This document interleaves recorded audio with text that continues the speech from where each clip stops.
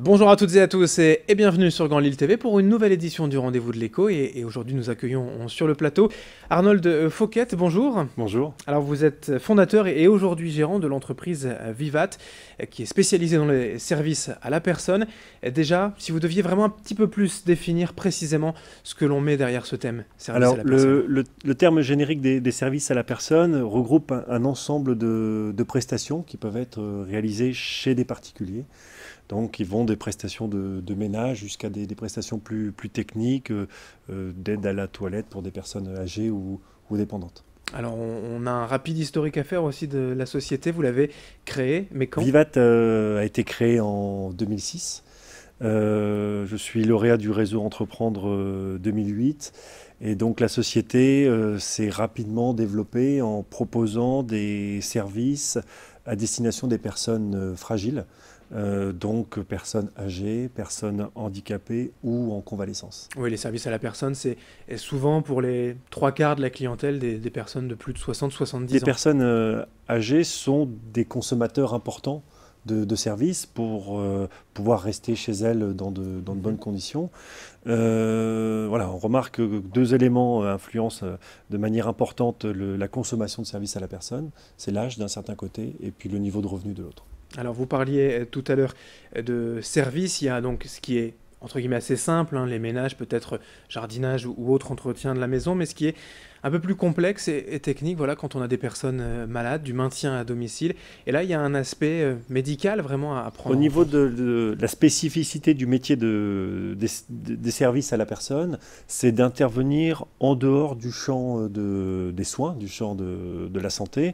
Nous sommes dans le domaine plutôt de l'action sociale, mais par contre, nous allons intervenir conjointement à des professionnels de santé, qui peuvent être des réseaux d'hospitalisation à domicile ou des services de soins infirmiers, Mhm. pour venir agrémenter le maintien à domicile par des prestations complémentaires qui peuvent être voilà, l'aide à la toilette, la préparation de repas, la gestion de courses, tout ce qui va agrémenter la vie au domicile de la personne. Alors j'ai une question à vous poser que je pose souvent hein, au rendez-vous de l'écho sur un marché forcément concurrentiel. Qu'est-ce qui fait votre plus-value par rapport à d'autres? La différence de Vivat, c'est de s'être positionné très tôt sur les services auprès des personnes fragiles. Donc, nous avons une expérience assez importante dans l'accompagnement de personnes à domicile.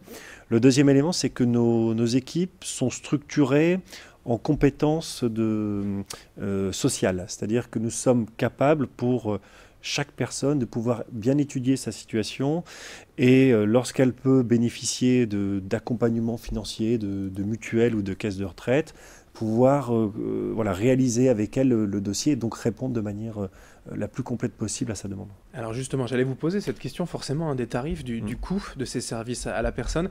Ça dépend forcément de la prestation, mais on est aussi sur quelque chose où il y a des aides au financement. L'État joue un rôle au niveau de la dynamisation des services à la personne, puisqu'il permet notamment de déduire de ses impôts 50% des prestations qui sont réalisées.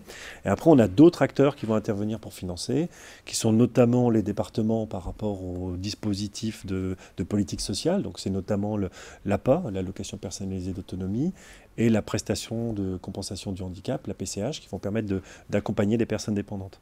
Lorsqu'on en est un peu moins fragile, on peut bénéficier, notamment lorsqu'on sort d'hospitalisation, de forfaits qui sont mis en place par les mutuelles pour pouvoir voilà, rebénéficier de services de ménage ou de courses, le temps de se retaper.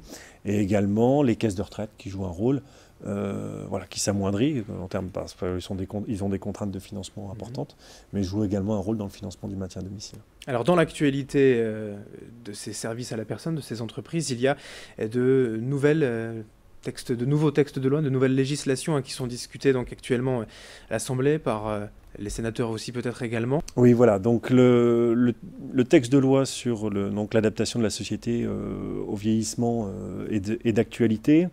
Je suis engagé dans un collectif qui est privé de grandir, puisque les acteurs privés que nous sommes sont inquiets sur la possibilité que cette loi bloque la croissance des acteurs privés en limitant l'accès aux bénéficiaires de l'action sociale des départements. Ce serait une définition de quotas qui serait définie par le département et qui statuerait sur le nombre d'allocataires auprès desquels nous pourrions intervenir. Donc nous considérons que c'est sûr que c'est un frein pour les entreprises, mais également sur la liberté de choix pour les personnes âgées, puisque nous pourrions nous être confrontés à des personnes âgées qui disent voilà, j'apprécie les services par exemple que vous rendez à ma voisine. Est-ce que vous pouvez venir chez moi? Non, parce que voilà, nous sommes limités. Oui, et puis au niveau de la liberté d'entreprendre, etc., c'est un frein. Est-ce que vous avez des actions menées avec peut-être ces collectifs pour aller à l'encontre de ce texte? On sensibilise bien sûr le ministère du Travail sur l'enjeu que représente aujourd'hui le secteur privé par rapport à la création d'emplois potentiels dans les services à la personne. On a estimé que le texte de loi aujourd'hui pourrait ne pas permettre la création de 11 000 emplois. Donc c'est un enjeu quand même important, qu'on tient à souligner. C'est un chiffre effectivement dont on reparlera très certainement avec ce texte de loi donc en débat au Parlement. Merci Arnold Fouquet d'être venu donc nous présenter cette entreprise Vivat, les services à la personne dans la métropole lilloise, dans le Nord-Pas-de-Calais. Merci. Merci. Et merci à vous de nous avoir suivis pour ce rendez-vous de l'écho. Dans un instant, l'information continue.